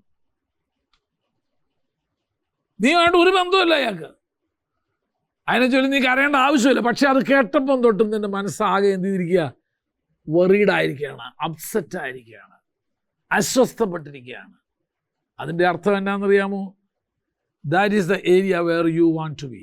നിന്നെ ദൈവം ഉപയോഗിക്കാൻ ആഗ്രഹിക്കുന്നത്, നിന്നെ ദൈവം ശുശ്രൂഷ മണ്ഡലത്തിലേക്ക്, നീ അതുമായിട്ടുള്ള ബന്ധത്തിൽ എന്തെങ്കിലും ചെയ്യണമെന്നാണ് ദൈവം ആഗ്രഹിക്കുന്നത്. അതുകൊണ്ടാണ് ആ വാർത്ത നിന്റെ ചെവിയിലേക്ക് എത്തിയതും അതിനോട് ഇങ്ങനെ പ്രതികരിക്കുകയും ചെയ്യുന്നത്. നെഹമ്യാവ് ഇത് കേട്ടപ്പോൾ അവൻ ആകെ അസ്വസ്ഥനായി. എന്നിട്ട് എന്തോ വായിച്ചോ? കുറേ നാൾ ദുഃഖിച്ച് ഉപവസിച്ചും കൊണ്ട് സ്വർഗത്തിലെ ദൈവത്തോട് ഞാൻ പ്രാർത്ഥിച്ചു. ഞാൻ ഒരു ദിവസം അമേരിക്കയിലായിരുന്ന സമയത്താണ് ഇംഗ്ലീഷ് പത്രം വായിച്ചുകൊണ്ടിരിക്കുന്ന കൂട്ടത്തില് ആഫ്രിക്കയിലെ കിറ്റാലി എന്ന് പറഞ്ഞ ഒരു പ്രദേശത്ത് അവിടെയുള്ള തെരുവ് കുട്ടികളെ കുറിച്ച് ഒരു ആർട്ടിക്കിൾ അതിനകത്ത് വന്നായിരുന്നു, ഒരു ലേഖനം. ആ ലേഖനം ഇതാണ്, അതിനെ കൊടുത്തത് ഗ്ലൂ കിഡ്സ് എന്നാണ്. എന്ന് പറഞ്ഞാൽ ഈ ഗ്ലൂ എന്ന് പറഞ്ഞാൽ പശ മണപ്പിച്ച് ജീവിക്കുന്ന കുറേ കുട്ടികൾ. കിറ്റാലി എന്ന് പറയുന്ന ആ സംസ്ഥാനത്തിൽ ദാരിദ്ര്യം അങ്ങനെ കൊടികുത്തി വാണുകൊണ്ടിരിക്കുന്ന ഒരു സംസ്ഥാനമാണ്. ഒത്തിരി തെരുവ് പിള്ളേരുണ്ട്, വീട്ടിൽ നിന്ന് ഇറക്കി വിട്ടിരിക്കുക. അതിനെ അവരെവിടെങ്കിലൊക്കെ പോയി മോഷ്ടിച്ചോ വല്ലതും പറിക്കുകയോ അല്ലെങ്കിൽ അങ്ങനെ ജീവിക്കും. പക്ഷേ ഈ എല്ലാറ്റിൻ്റെയും കയ്യിൽ ഒരു കുപ്പിയിൽ ഷൂ ഒട്ടിക്കാൻ ഉപയോഗിക്കുന്ന പശ ഉണ്ടായിരിക്കും. ഷൂ ഒട്ടിക്കുന്ന ഒരു പശയുണ്ട്, രൂക്ഷഗന്ധം അതിന്. അതൊന്ന് വലിച്ചു കഴിഞ്ഞാൽ കുറേ നേരത്തേക്ക് നല്ലൊരു കിക്ക് കിട്ടിയ പോലെ ആയിരിക്കും. വിശപ്പറിയില്ല, ദാഹം അറിയില്ല. ശാരീരികമായി പോലും ഈ കുഞ്ഞിനെ പീഡിപ്പിച്ചാൽ അറിയത്തില്ല. ഈ തെരുവിൽ നടക്കുന്ന സകല കുഞ്ഞുങ്ങളുടെയും കയ്യിൽ എന്തോ ഉണ്ടെന്നറിയാമോ? ഇതൊരു കുപ്പി ഗ്ലൂ. അവർ അത് ശ്വസിക്കുന്ന കുഞ്ഞുങ്ങളെയാണ് ഗ്ലൂ കിഡ്സ് എന്ന് വിളിച്ചിരിക്കുന്നത്. ഇത് പത്രത്തിൽ ഒരു ആർട്ടിക്കിളായിട്ട് വന്നതാണ്. അത് വായിച്ചപ്പം തൊട്ട് എനിക്ക് ആകെ അസ്വസ്ഥത. എനിക്ക് ഉറങ്ങാൻ കഴിയുന്നില്ല, എനിക്ക് ഭക്ഷണം കഴിക്കാൻ കഴിയുന്നില്ല. ഞാൻ ഇവരൊന്നും കണ്ടിട്ടുമില്ല. പക്ഷെ എന്തോ എൻ്റെ മനസ്സിലൊരു ഭയങ്കര അസ്വസ്ഥത.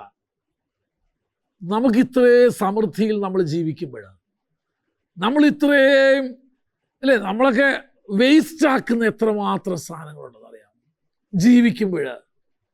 എൻ്റെ ദൈവമേ, ഈ കുഞ്ഞുങ്ങൾക്ക് ഇതിൻ്റെ ഒരു എനിക്ക് വല്ലാത്ത പാട്. 2-3-4 ദിവസമേ ഇതെന്നെ ഇങ്ങനെ അസ്വസ്ഥപ്പെടുത്തിക്കൊണ്ടിരുന്നു.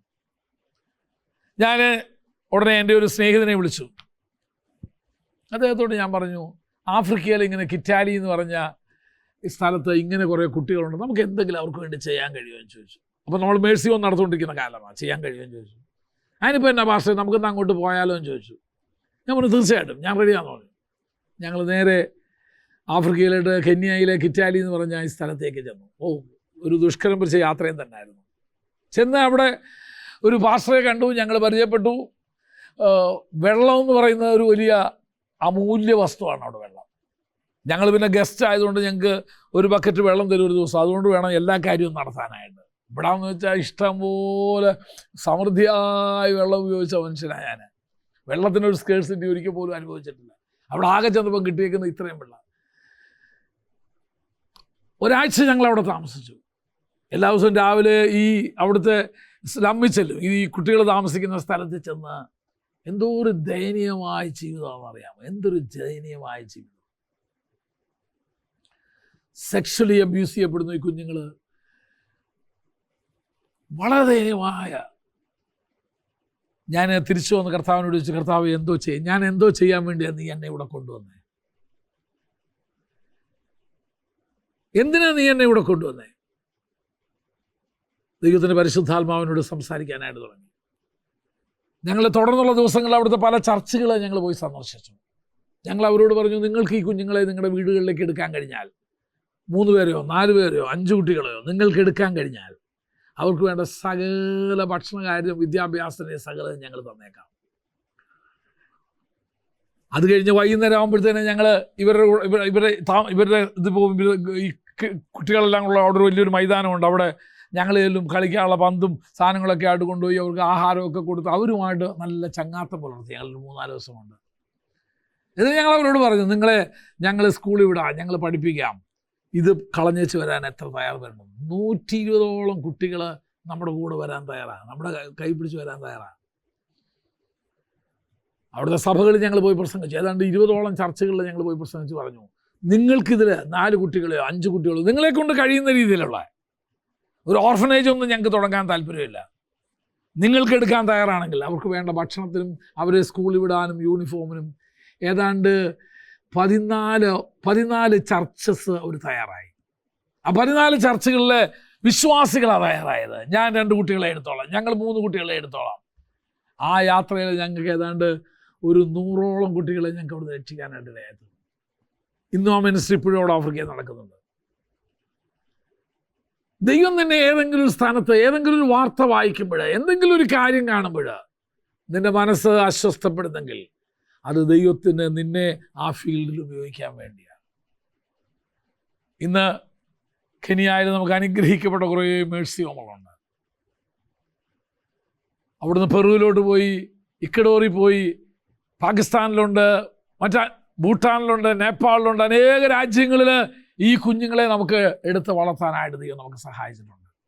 ഞാൻ സാധാരണ സഭയിലൊന്നും ഇത് പറയാറില്ല, കാര്യം തള്ളാന്ന് വിചാരിക്കും. ഇത് തള്ളാൻ വേണ്ടിയിട്ടൊന്നുമല്ല. എന്താ ഇതിൻ്റെ കാര്യം? ഞാൻ ഈ ഒരു വിഷയം, നെഹമ്യാവിന് ഈ വാർത്ത കേട്ടപ്പോൾ അവനാകെ അസ്വസ്ഥനായിരിക്കുക. നമുക്ക് നെഹമ്യാവ് എന്നിട്ട് വായിച്ചോ. എന്നിട്ട് ഞാൻ സ്വർഗത്തിലെ ദൈവത്തോട് പ്രാർത്ഥിച്ചു, ചോദിച്ചു, സ്വർഗത്തിലെ ദൈവമായ യഹോവേ, നിന്നെ സ്നേഹിച്ച് ഇവൻ പാസ്റ്റർ അല്ല കേട്ടോ, നെഹമ്യാവ് പുരോഹിതനല്ല. ഓർത്തോണം, പ്രത്യേകിച്ച് ഓർത്തോണം. പഴയ കാലത്ത് വലിയ വിലയുള്ളത് ആരുമല്ല. പുരോഹിതൻ വല്ലതും പറഞ്ഞാലേ കേൾക്കത്തുള്ളൂ. അല്ലെങ്കിൽ പ്രവാചകനായിരിക്കണം, അല്ലെങ്കിൽ രാജാവായിരിക്കണം. ഈ 3 കൂട്ടർക്ക് മാത്രമേ സമൂഹത്തിൽ എന്തോള്ളൂ, ഒരു വോയിസ് ഉള്ളൂ, ഒരു ശബ്ദമുള്ളൂ. അവർ പറഞ്ഞാലേ ജനം കേൾക്കത്തുള്ളൂ.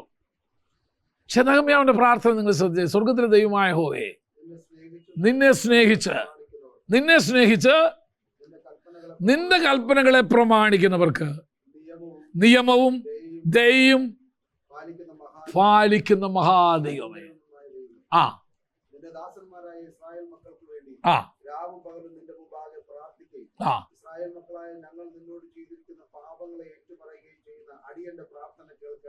അടിയന്റെ പ്രാർത്ഥന നെഹമ്യാവ് ഈ വിഷയം വെച്ച് പ്രാർത്ഥിക്കാനായിട്ട് തീരുമാനിച്ചു. ഒരു ലീഡറിന്റെ ജീവിതത്തിൽ നമുക്ക് കാണേണ്ട ആദ്യത്തെ ഒരു ഗുണം എന്നാണെന്നറിയാമോ?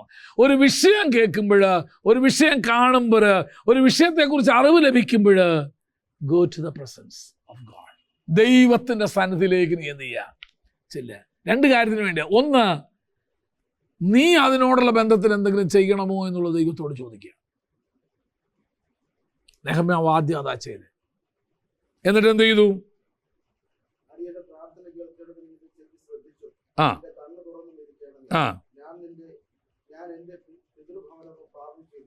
നോക്കേ, നെഹമ്യാവിന്റെ ജീവിതത്തെ കുറിച്ച് how he as A leader, ഒരു നേതാവ് എന്നുള്ള രീതിയിൽ എങ്ങനെയാണ് ഈ വാർത്ത എത്രയോ പേര് കേട്ട് കാണും അല്ലേ? എത്രയോ പേര് ഈ വാർത്ത കേട്ടിട്ടുണ്ട്. എത്രയോ പേർ യെരുശലേമിന്റെ ശൂന്യാവസ്ഥ കണ്ടു, അവരുടെ പരിതാപകരമായ പെത്തറ്റിക് സിറ്റുവേഷൻ, പരിതാപകരമായ സാഹചര്യം പറഞ്ഞു. പക്ഷേ ഓൺലി 1 പേഴ്സൺ, ഒറ്റ ഒരു വ്യക്തിക്ക് അത് തൻ്റെ ദൗത്യമാണെന്നൊരു ബോധ്യം വന്നുള്ളൂ. ഞാനൊരു കാര്യം പറയാം, കപ്പലോടിക്കാൻ കഴിയണമെങ്കിൽ, അല്ലെങ്കിൽ ഒരു വിഷയത്തിന് നേതൃത്വം നൽകിക്കൊടുത്തൊരു നേതാവായിരിക്കാൻ നിനക്ക് കഴിയണമെങ്കിൽ, ആദ്യത്തേത് നീ കേൾക്കുന്ന വിഷയവുമായി നിനക്ക് ഏകീഭവിക്കാനായിട്ട് കഴിയണം. You should be in the ആ വിഷയവുമായിട്ട്, അതെൻ്റെ വിഷയമാണെന്ന് നീ എന്ത് ചെയ്യണം? ഏറ്റെടുക്കണം. അവനെ ഒരു നായകനായിട്ട് മുന്നോട്ട് പോകാനായിട്ട് സാധിക്കത്തുള്ളൂ. പലർക്കും ചെന്ന് പരാജയപ്പെടുന്നതിൻ്റെ കാര്യം എന്നാണെന്നറിയാമോ? ആ വിഷയം അവരുടെ വിഷയമായിട്ട് അവരെന്ത് ചെയ്തിട്ടില്ല? ഏറ്റെടുത്തിട്ടില്ല. If you want to be a leader, പ്രശ്നങ്ങളെ നിന്റെ പ്രശ്നങ്ങളായി നീ കാണണം. ആ വിഷയവുമായിട്ട് നീ എന്ത് ചെയ്യണം? ഏകീഭവിക്കണം, അല്ലെങ്കിൽ താതാത്മ്യപ്പെടണം. നീ ഒന്ന് ചിന്തിക്കണം, if I were in that position, ഞാനായിരുന്നു ആ സ്ഥാനത്തെങ്കിൽ. ആരെങ്കിലും ഒരാൾ ഒരു വിഷയവുമായിട്ട്, ഒരു ഭാരവുമായിട്ട് നിന്റെ അടുക്ക് വന്ന് പറയുകയാണ്, എനിക്ക് ഇങ്ങനൊരു വിഷയമുണ്ട്, എന്നെ സഹായിക്കണമെന്ന് പറഞ്ഞാൽ, അതൊന്നും എനിക്കൊന്നും നേരല്ല എന്ന് വേണമെങ്കിൽ വേണമെങ്കിൽ പക്ഷെ നേരെ തിരിച്ച് നീ ഒരു നിമിഷം എനിക്ക്, അത് നിന്റെ ഭാര്യ ആയിരുന്നെങ്കിൽ, അത് നിന്റെ മകളായിരുന്നെങ്കിൽ, അത് നിന്റെ മകനായിരുന്നെങ്കിൽ, അത് നിന്റെ സഹോദരനായിരുന്നെങ്കിൽ, അത് നിന്റെ പിതാവായിരുന്നെങ്കിൽ നീ എങ്ങനെ പ്രതികരിച്ചേനെ? പൈസ ഇല്ലാത്തടത്ത് പൈസ തന്നെ ഉണ്ടാവും അവിടെ, അല്ലേ? ഉണ്ടാവും. എന്തുകൊണ്ട് നമുക്ക് പലരുടെയും പല വിഷയങ്ങളിൽ നമുക്ക് സഹായിക്കാൻ കഴിയുന്നില്ല എന്ന് ചോദിച്ചാൽ മറുപടി പറയാം. അവരുടെ വിഷയം നമ്മുടെ വിഷയമായിട്ട് ഇതുവരെ നമുക്ക് എന്ത് ചെയ്തിട്ടില്ല, തോന്നിയിട്ടില്ല. അവരുടെ വിഷയം നമ്മുടെ വിഷയമായിട്ട് തോന്നിയിട്ടില്ല. നമ്മുടെ ഇടയിൽ പലപ്പോഴും വന്ന് ശുശ്രൂഷിക്കുന്ന ഒരു ദൈവദാസനെ കഴിഞ്ഞ ദിവസം എന്നെ ഒന്ന് വിളിച്ചു. നമ്മുടെ സഭയൊന്നും അല്ല കേട്ടോ, നമ്മുടെ സഭയല്ല. എന്നെ വിളിച്ചേച്ച് പറഞ്ഞു, പാസ്റ്റർ ഇത്രയും വർഷം കർത്താവിൻ്റെ വേലയിലായിരുന്നു ഞാനും എൻ്റെ ഭാര്യയൊക്കെ. എന്നും പ്രോഗ്രാമുണ്ട് പുള്ളിക്ക്. പക്ഷെ ഭാര്യയ്ക്ക് ഇപ്പോൾ ഒരു വലിയ ആരോഗ്യ സംബന്ധമായിരിക്കുന്ന ഒരു വലിയ പ്രതിസന്ധിയിൽ അവർ വന്ന് കിടക്കുക, ഒരു പ്രതിസന്ധി കിടക്കുക. ഒരു മേജർ ഓപ്പറേഷന് വിധേയപ്പെട്ടേ പറ്റുന്നുള്ളൂ. കയ്യിൽ 5 പൈസയില്ല. എത്രയും പെട്ടെന്ന് ചെയ്തേ പറ്റൂ. പാസ്റ്റർക്ക് എങ്ങനെയെങ്കിലും എന്നെ സഹായിക്കാമോ? നമ്മുടെ സഭയല്ല, പക്ഷെ പലപ്പോഴും നമ്മളോടൊക്കെ ഒന്ന് ശുശ്രൂഷിക്കുകയും പ്രസംഗിക്കുകയും ചെയ്യുന്നൊരു ദൈവദാസനാണ്. ഞാൻ പറഞ്ഞു, പറ ഞാൻ എന്തുവാ ചെയ്യേണ്ടതെന്ന് ചോദിച്ചു. പുള്ളി പറഞ്ഞു, പാസ്റ്ററെ ഞങ്ങൾ ഇത്രയും പൈസ ഞങ്ങൾ ഉണ്ടാക്കി വെച്ചിട്ടുണ്ട്, പക്ഷെ അതുകൊണ്ട് ഓപ്പറേഷൻ ഞങ്ങൾക്ക് പോകാൻ പറ്റില്ല. കാരണം ഇത്രയും കൂടെ ഉണ്ടെങ്കിലേ പറ്റത്തുള്ളൂ. അതുകൊണ്ട് ഏതെങ്കിലും വിധത്തിൽ എന്നെ സഹായിക്കാമോ എന്ന് ചോദിച്ചു. ഞാൻ പറഞ്ഞു, ഞാൻ നോക്കട്ടെ. എൻ്റെ ഭാര്യയാണെങ്കിൽ ഞാൻ ചെയ്യത്തില്ലേ? പൈസ ഞാൻ കണ്ടെത്തുമല്ലോ, എവിടുന്നെങ്കിലും കണ്ടെത്തില്ലേ? ഞാൻ പറഞ്ഞു, ഞാൻ നോക്കട്ടെ. അപ്പം എൻ്റെ ഒരു 3-4 സ്നേഹിതന്മാരുണ്ട്, എനിക്കറിയാവുന്ന സ്നേഹിതന്മാരുണ്ട്. ഞാൻ അവരോട് പറഞ്ഞു, ഇങ്ങനെ എൻ്റെ ഒരു കൂട്ടുകാരൻ്റെ ഭാര്യ ഇങ്ങനത്തെ ഒരു പ്രതിസന്ധിയിലിരിക്കുക, നിങ്ങൾക്ക് ആർക്കെങ്കിലും സഹായിക്കാൻ പറ്റുമോ? ഉടനെ എനിക്ക് മറുപടി അയച്ചു. അവർ പറഞ്ഞു, അതിനിപ്പോൾ എന്നാ പാസ്റ്ററെ, ഓപ്പറേഷൻ ഡേറ്റ് എന്താണെന്ന് പറഞ്ഞാൽ അവർ ഹോസ്പിറ്റലിൽ അഡ്മിറ്റ് ചെയ്ത ശേഷം എന്നെ ഇൻഫോം ചെയ്തു, പാസ്റ്ററുടെ അക്കൗണ്ടിലോട്ട് ഞങ്ങൾ പൈസ അയച്ചേക്കാം, പാസ്റ്റർ അങ്ങോട്ടങ്ങ് ട്രാൻസ്ഫർ ചെയ്തോളാം. എല്ലാത്തിനും കൂടെ കൂടിപ്പോയാൽ ഒരു 1/2 മണിക്കൂർ താമസമുണ്ട്. ഞാൻ ഉടനെ അദ്ദേഹത്തോട് പറഞ്ഞു, ധൈര്യമായിട്ട് നിങ്ങൾ ഓപ്പറേഷന് പൊക്കോ, സഹായിക്കാൻ ആളുകളെ ഞാൻ കണ്ടെത്തിയിട്ടുണ്ട്. ഒറ്റ കണ്ടീഷൻ, ഹോസ്പിറ്റലിൽ അഡ്മിറ്റ് ചെയ്ത് ഓപ്പറേഷൻ തിയേറ്ററിലോട്ട് കയറ്റുമ്പോഴാണ് എന്നോട് പറയേണ്ടത് ഓപ്പറേഷൻ തിയേറ്ററിലോട്ട് കയറ്റുകയാണ്, അല്ലെങ്കിൽ നിങ്ങളുടെ കയ്യിലുള്ള പൈസ അടച്ചിട്ട് ഇനി ബാക്കി ഇത്രയുണ്ടെന്ന് എന്നോട് പറഞ്ഞോ, ഞാൻ ഉടനെ നിങ്ങൾക്ക് പൈസ വയർ ചെയ്ത് തന്നേക്കാം. മറ്റുള്ളവരുടെ പ്രശ്നം നമ്മുടെ പ്രശ്നമായിട്ട് നമുക്ക് കാണാൻ സാധിക്കുന്നുണ്ടോ? നാളെ ഒരു പക്ഷേ ആ മനുഷ്യൻ നമ്മുടെ ശത്രുവായെന്ന് വന്നേക്കാം. Who curse? അല്ലെങ്കിൽ നാളെ അയാളെ കൊണ്ട് എനിക്ക് മുതലെടുക്കാമെന്നൊരു ചിന്തയിലും അല്ല, ഒരിക്കലും അല്ല. നെഹമ്യാവ് ഈ വാർത്ത കേട്ടപ്പോൾ നെഹമ്യാവിന് നേരത്തെ ആടേണ്ട ഒരു ആവശ്യമില്ല. കാരണം അവൻ രാജസന്നിധിയിലെ 1-ാം തരം ജോലി ചെയ്യുന്നവനാ. രാജാവിൻ്റെ പാനപാത്രവാഹകൻ എന്ന് പറയുന്നത് ഒരു വലിയ ഹൈ പൊസിഷനാണ് കേട്ടോ. പക്ഷെ തൻ്റെ ജനത്തിൻ്റെ വേദന തൻ്റെ വേദനയായിട്ട് നെഹമ്യാവ് എടുത്തു. അവന് മാത്രമേ ഒരു നല്ല ലീഡറായിട്ട് പ്രവർത്തിക്കാനായിട്ട് സാധിക്കത്തുള്ളൂ. ചുക്കാൻ പിടിക്കാൻ ആരെ കൊണ്ടും പറ്റും. പക്ഷെ ഇത് ഓടിക്കണമെങ്കിൽ നീ അതിൻ്റെ ഒരു ഭാഗമായിട്ട് എന്ത് ചെയ്യണം? നീ മാറണം. അതുകൊണ്ടാണ് ഈ വാടകയ്ക്ക് എടുക്കുന്ന വർഷിപ്പ് ലീഡേഴ്സിന് എനിക്ക് ഇഷ്ടമല്ല. അവരെ സംബന്ധിച്ച് എന്തുവാ വന്നത് പാട്ടും പാടി പോയി അവിടുന്ന് ഇത് നോക്കല പരിപാടി. I hate those things. നമ്മുടെ കൺവെൻഷൻ ഞങ്ങളെ പാർട്ടികളെ വിളിക്കുന്നത് നിർത്തിയത് തന്നെ ഞാൻ ആ കാര്യം കൊണ്ട്. പിന്നെ ഇവനെ കാണണമെങ്കിൽ ഒരുത്തൻ കായ കുടിക്കാൻ പോയി കാണും, ഒരുത്തൻ ഗേൾ ഫ്രണ്ടിനോട് അവിടെ സംസാരിച്ചുകൊണ്ടിരിക്കുകയായിരിക്കും. നമുക്കിവിടെ പാട്ട് പാടാൻ നേരത്ത് ഇവനെ കാണാനില്ല. അതിനെ അവൻ കൂലിക്ക് പാടാൻ വന്നതാ. അവന് കൺവെൻഷൻ നന്നാവണമെന്നൊന്നുമില്ല. അവന് 3 പാട്ട് കഴിഞ്ഞ് 4-മതൊരു പാട്ടും കൂടെ പറഞ്ഞു. 3 എണ്ണം കഴിഞ്ഞല്ലോ, ഞങ്ങളോട് പറഞ്ഞത് 3 പാട്ട് പാടേണ്ടി വരുന്നല്ലേ പറഞ്ഞേ. എനിക്ക് അങ്ങനെയൊക്കെ പറയുന്നതിനെ കണ്ണുനേരെ കണ്ടുകൂടാ. എന്താ അങ്ങനെ തോന്നുന്നതിൻ്റെ കാര്യം എന്നാ?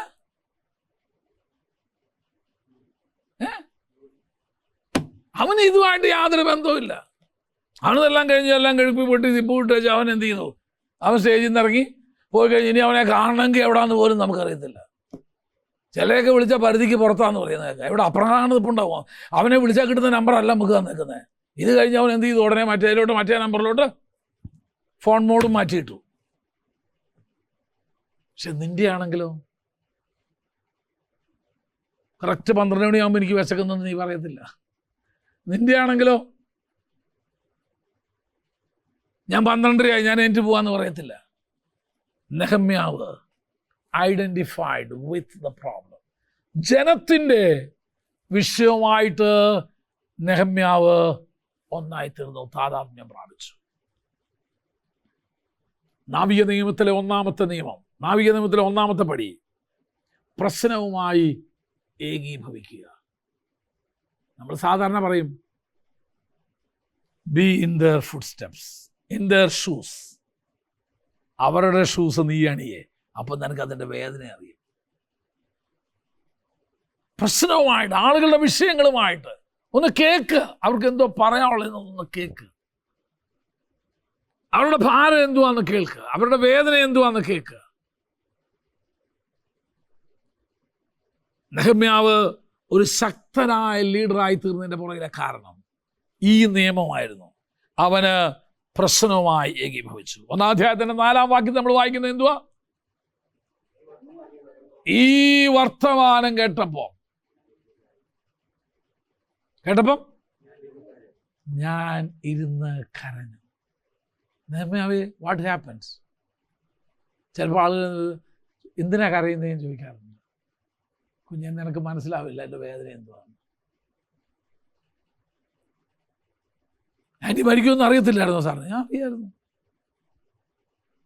നമ്മളെല്ലാം ചിരഞ്ജീവികളല്ലെന്ന് അവാർസ് പറഞ്ഞിട്ടില്ലേ? പറഞ്ഞിരുന്നു.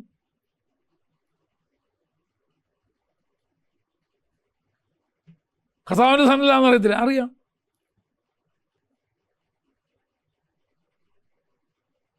Unless you go through that issue. ഇപ്പം എനിക്ക് മനസ്സിലാവും. അതുകൊണ്ടാണ് ഇപ്പം ഞാൻ എന്ത് ചെയ്തത്? സഭയിലെ വിധവന്മാരെ ചേർത്ത് പിടിക്കണമെന്ന് ഞാൻ തീരുമാനിച്ചത്. അതുകൊണ്ടാണ് ഞാൻ തീരുമാനിച്ചത്. ഭാര്യമാർ നഷ്ടപ്പെട്ട ഒരു 5-6 സഹോദരന്മാർ നമ്മുടെ ഇടയിലുണ്ട്. അവരോട് കൂടി ഇരുന്ന് അല്പസമയം ചെലവഴിക്കണം. അവരുടെ ജീവിതം എങ്ങനെയാണെന്നൊന്ന് അറിയണം. നല്ല ആഹാരം വല്ലതും കഴിക്കുന്നുണ്ടോ? അതോ എന്നും പരിപ്പും മുളകും മാത്രമാണോ കഴിക്കുന്നത്? കാരണം ഞാൻ അനുഭവത്തിൽ വന്നപ്പോഴാണ് എനിക്കതിന് ഇവിടെ പഠിപ്പിക്കുന്ന നെഹമ്യാവ് ഈ വിഷയം കേട്ടിട്ട് അവനിരുന്ന് കരയുക. എന്നിട്ട് വായിച്ചോ, ഞാൻ കരഞ്ഞു. 4-ാം വാക്യം. കുറേ നാള് ദുഃഖിച്ച് ഉപവസിച്ചുകൊണ്ട് ഞാൻ ദൈവത്തോട് പ്രാർത്ഥിച്ചു. നിന്റെ പ്രാർത്ഥനയ്ക്ക് ജീവനുണ്ടാവണമെങ്കിൽ അത് നിന്റേതായി മാറിയെങ്കിലേ പറ്റത്തുള്ളൂ. അല്ലാത്തടത്തോളം കാലം എന്തുവാ? എനിക്കറിയാം ചില ആളുകളോട് പ്രാർത്ഥിക്കാൻ പറ്റും. കർത്താവേ, ദൈവദാസൻ പറഞ്ഞ വിഷയത്തിന്മേൽ നീ പ്രവർത്തിക്കുക. എന്തോ വിഷയം എന്ന് പോലും ഇവൻ കേട്ടിട്ടില്ല. ചിലർ പ്രസംഗിക്കും. അപ്പോൾ എല്ലാം കഴിഞ്ഞ് അവസാനം അതുകൊണ്ടാണ് ഞാൻ സാറിന് ഇപ്പം ചെയ്യാറുള്ള പ്രസംഗിച്ച ആളോട് തന്നെ പറയും പ്രാർത്ഥിച്ച് അവസാനിപ്പിച്ചോളാം പറയും. കാര്യം എന്നാ, ഈ ഇരിക്കുന്ന ആൾ കേട്ടിട്ടൊന്നുമില്ല. എന്തോ അയാൾ വേറെ എവിടെ ഉണ്ടായിരുന്നു. ചിലപ്പം പ്രാർത്ഥിക്കാൻ ഏൽപ്പിച്ചാൽ ഇയാൾ പ്രസംഗിക്കാത്ത വിഷയമായിരിക്കും ഇയാൾ എന്ത് ചെയ്യുന്നത്? പ്രാർത്ഥിച്ച് അവസാനിപ്പിക്കുന്നത്. കാരണം അതൊന്നും ഇയാൾ പറഞ്ഞിട്ട് പോലുമില്ല. എന്താ കാരണം? പ്രസംഗം കേട്ടില്ല ഇയാൾ. അതുകൊണ്ട് കഴിയുന്നത് ഞാനിപ്പോൾ ദൈവദാസന്മാരോട് പറയാറുണ്ട്, നിങ്ങൾ തന്നെ എന്ത് ചെയ്തോ?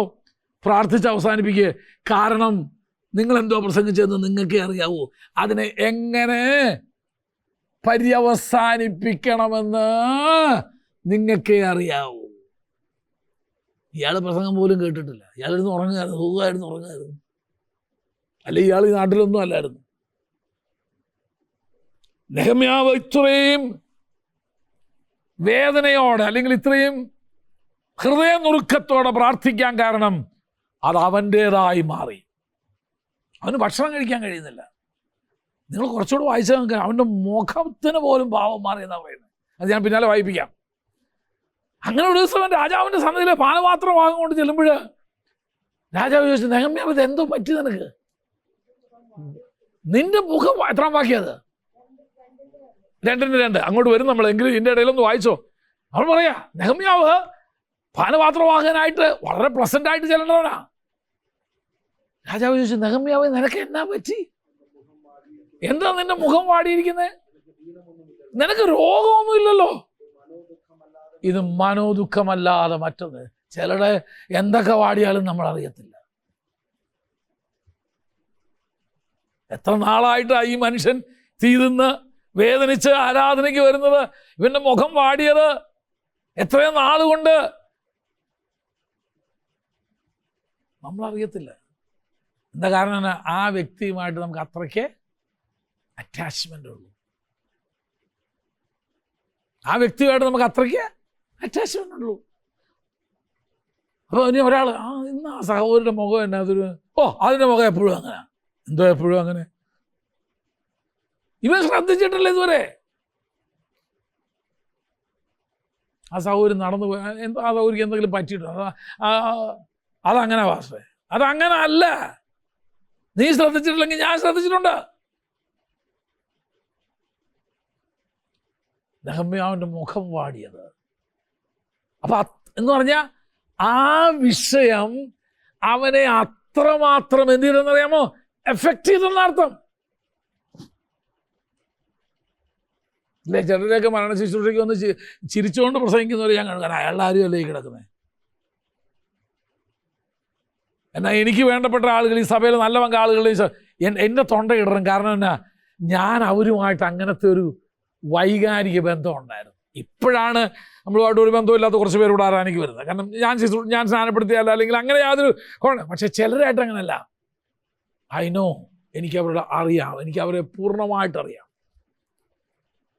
അത് അവരുടെ ജീവിതത്തിൽ വന്ന ആ തകർച്ച, അല്ല നെഹമ്യാവ് വാർത്ത കേട്ടപ്പോൾ that affected his health, അവൻ്റെ ആരോഗ്യത്തെ പോലും, affected his countenance, അവൻ്റെ മുഖശോഭയെ പോലും അതെന്തില്ലെന്നറിയാമോ ബാധിച്ചു. ഞാനൊരു കാര്യം ചോദിക്കട്ടെ, ആളുകളുമായിട്ടുള്ള നമ്മുടെ ബന്ധം അതായിരിക്കണം. വായിക്കാം നമുക്ക് അടുത്തിനി വായിച്ചു 4-ാം വാക്യം. അപ്പം എന്തു പറഞ്ഞത്? അവന് ആ പ്രശ്നവുമായിട്ട് അവൻ ഏകീഭവിച്ചു കഴിഞ്ഞു. ഏകീഭവിച്ചോ ഇല്ലെന്ന് എങ്ങനെ അറിയാം? 5-ാം വാക്യം. നീ ഏതൊരു പ്രശ്നത്തെ നിന്റെ പ്രശ്നമായി ഏറ്റെടുക്കുമോ അത് നിന്റെ പ്രാർത്ഥനയിൽ പ്രതിഫലിച്ചിരിക്കും. ഏതൊരു വിഷയത്തെ നിന്റെ വിഷയമായി നീ ഏറ്റെടുക്കുന്നോ അത് നിന്റെ പ്രാർത്ഥനയിൽ പ്രതിഫലിച്ചിരിക്കും. നോ ഡൗട്ട്സ്, ഒരു സംശയമില്ല. നെഹമ്യാവിൻ്റെ പ്രാർത്ഥന പോലും മാറി.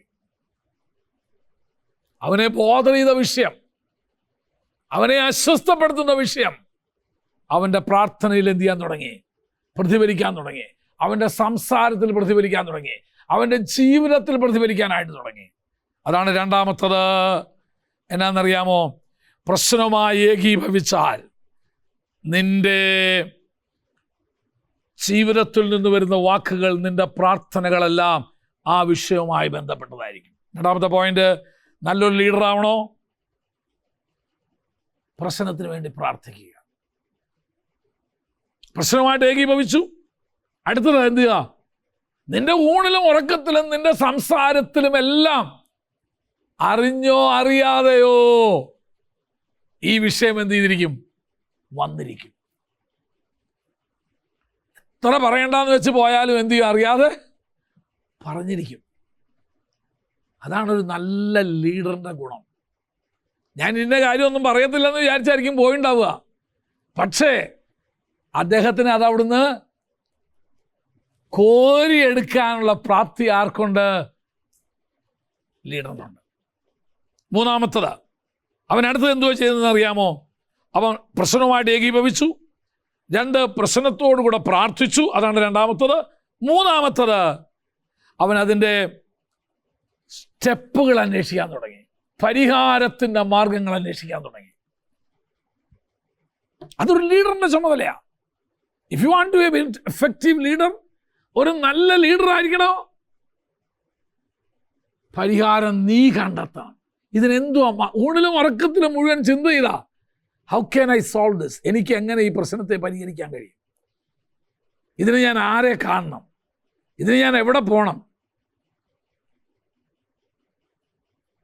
അപ്പോൾ മനസ്സിലായി, ഈ കാര്യം പരിഹരിക്കണമെങ്കിൽ എന്നെ കൊണ്ട് സാധിക്കത്തില്ല, രാജാവ് വിചാരിച്ചാലേ നടക്കത്തുള്ളൂ.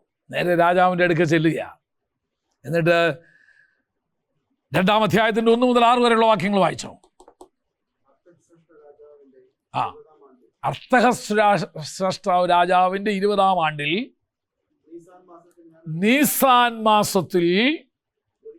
അപ്പൊ ആദ്യം കിസ്ലേവ് മാസത്തെ കണ്ടേ, അത് കഴിഞ്ഞ് യഹൂദന്മാരുടെ കലണ്ടർ പഠിച്ചാലേ നിങ്ങൾക്ക് അതിൻ്റെ അർത്ഥം മനസ്സിലാകത്തുള്ളൂ. അത് ഏത് കാലഘട്ടമാണെന്ന് മനസ്സിലാകത്തുള്ളൂ. എത്ര മാസം കഴിഞ്ഞിട്ടാണ് ഈ സംഭവം നടക്കുന്നതെന്ന് അറിയത്തുള്ളൂ. രാജാവിൻ്റെ മുൻപാകെ ഇരുന്ന് വീഞ്ഞെടുത്ത രാജാവിന് കൊടുത്തപ്പോഴ്, ഞാനിതുവരെ അവൻ്റെ മുമ്പിൽ ഇങ്ങനെ ദുഃഖിതനായി ഞാൻ ഇരുന്നിട്ടില്ല, കുണ്ഠിതനായിരുന്നിട്ടില്ല, ദുഃഖിതനായിരുന്നിട്ടില്ല എന്ന് പറഞ്ഞാൽ അതിൻ്റെ അർത്ഥം എന്നാണെന്നറിയാമോ? It affected his whole personality. അവൻ്റെ വ്യക്തിത്വത്തെ മുഴുവൻ അത് ബാധിച്ചു. അവൻ്റെ ഭാരം അവനെ തിന്നാൻ തുടങ്ങി, അവനെ തിന്നുകളയാൻ തുടങ്ങി. അത് രാജാവ് കണ്ട് ചോദിക്കുക. വായിച്ചോ. എന്നാ നിന്റെ മുഖം വാടിയിരിക്കുന്നേ? നിനക്ക് ദീനമൊന്നുമില്ലല്ലോ. ഇത് മനോദുഃഖ, സംതിങ് ഈസ് ബോദറിങ് യു. എന്തോ നിന്റെ മനസ്സിനെ എന്ത് ചെയ്യുന്നു? അസ്വസ്ഥപ്പെടുത്തുന്നുണ്ട്. പറയാൻ പറഞ്ഞു. വളരെ ഭയത്തോടാണെങ്കിൽ രാജാവിനോട് പറഞ്ഞു. രാജാവ് ദീർഘായുസ്സോട്, അത് അന്നത്തെ ഒരു കോമൺ രീതിയാണ് രാജാക്കന്മാരോട് സംസാരിക്കുമ്പോൾ. ആദ്യം ഇത് ആശംസിച്ചിട്ടേ പറയത്തുള്ളൂ. രാജാവ് ദീർഘായുസിരിക്കട്ടെ, ആയിട്ടിരിക്കട്ടെ. എൻ്റെ പിതാക്കന്മാരുടെ കല്ലറകളുള്ള പട്ടണം ശൂന്യമായി കിടക്കുമ്പോൾ കിടക്കെ എൻ്റെ മുഖം വാടാതിരിക്കുന്നത് എങ്ങനെ? ഞാൻ ചോദിക്കട്ടെ, നമ്മുടെ സഭയിലുള്ള ചില വിശ്വാസികൾ, ചില കുടുംബങ്ങൾ, നമുക്ക് വേണ്ടപ്പെട്ടവർ നശിച്ചു കിടക്കുന്നത് കാണുമ്പോൾ അത് നമ്മളുടേതല്ല, അതൊന്നും നമുക്ക് ബാധകമല്ല എന്നുള്ള രീതിയിലാണോ നമ്മുടെ ജീവിതം?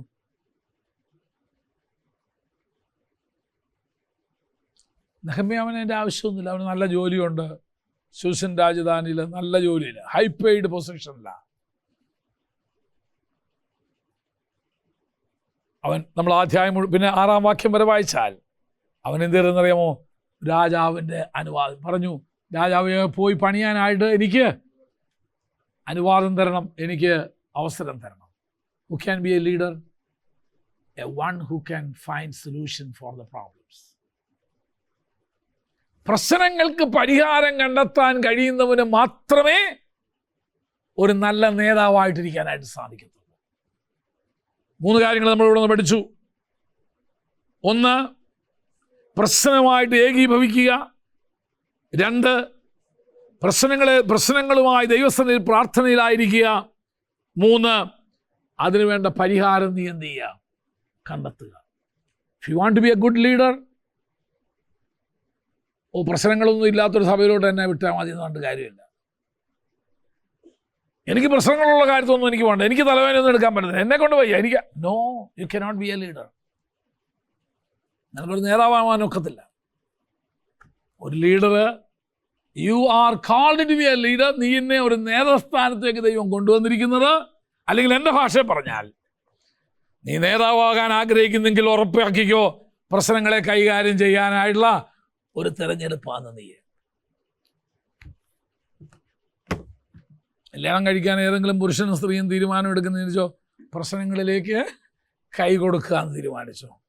ഇന്നലെ ഒരു തലവേദനയില്ലാതെ സുഖമായിട്ട് അവനവൻ്റെ കാര്യം നോക്കി ജീവിച്ചാൽ മതിയായിരുന്നു. ഇപ്പം